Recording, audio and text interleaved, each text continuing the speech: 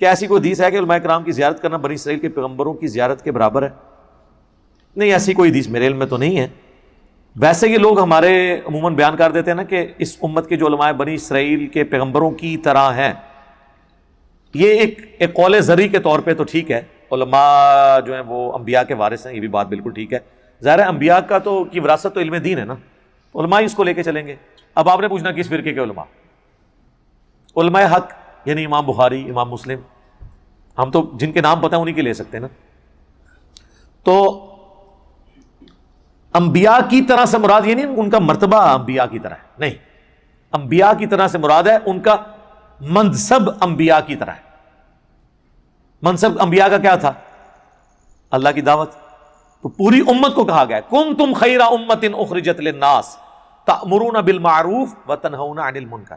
لہذا یہ کہ یہ علماء والا کام چھوڑیں، یہ پوری امت بنی اسرائیل کے پیغمبروں کی طرح ہے. لو جی نویں گل ہے، علماء نہیں سر، پوری امت بنی اسرائیل کے پیغمبروں کی طرح ہے. کیونکہ ان زمانوں میں پیغمبر آگے دعوت کا کام کرتے تھے اور ختم نبوت کی وجہ سے اللہ تعالیٰ نے وہ پیغمبروں والا کام اس امت کو ٹرانسفر کر دیا. اب پیغمبر تو کوئی نہیں آنا، لہذا پوری امت، قرآن میں لکھا ہے پوری امت پیغمبروں والے اس کام کو لے کے چل رہی ہے. کی طرح سے مراد یہ ہے، مرتبے کی بات نہیں ہو رہی. ہاں بالکل، مرتبہ کون کسی کا ڈیفائن کر سکتا ہے؟ باقی زیارتیں کرنے سے کچھ نہیں ہوتا. زیارت کرنے سے اگر کچھ ہوتا نا میرے بھائی، تو سب سے بڑی زیارت تو اللہ کے نبی کی زیارت ہے. اللہ کے نبی کی زیارت کرنے والے کتنے لوگ ہیں جو حضور کی زندگی میں کافر ہو کے مرے، آپ کی وفات کے بعد کافر ہو کے مرے. یہ جو ام حبیبہ ہیں، حضرت معاویہ رضی اللہ تعالیٰ عنہ کی بہن اور ہماری ماں ام المومنین ام حبیبہ سلام اللہ علیہا، ان کا خامن جو ہے وہ ہجرت حبشہ میں شامل تھا، یعنی سابقون الاولون میں جو ہجرت کر گئے تھے نجاشی کے پاس. وہاں جا کے عیسائی ہو گیا اور عیسائی مرا، عبید اللہ. تو وہ تو عیسائی ہو کے مرا ہے، صحابی تھا، حضور کی زندگی میں کافر ہو کے مرا ہے. دیکھنے سے نہیں ہوگا، کام کرنے سے فرق پڑتا ہے.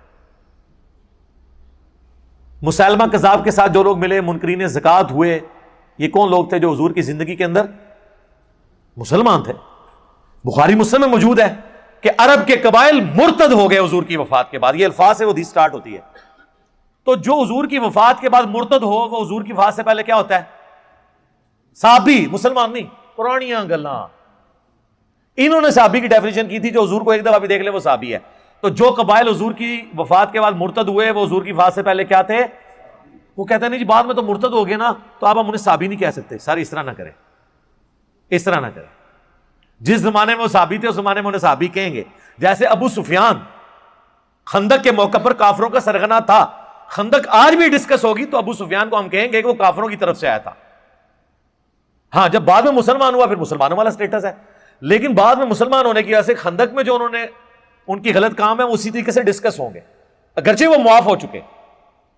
وہ تو آج کی ڈیٹ میں حضرت یوسف کے بھائیوں کی غلطیاں بھی معاف ہو چکی ہوئی ہیں، لیکن حضرت یوسف کے بھائیوں کو ہم ڈسکس کرتے ہیں.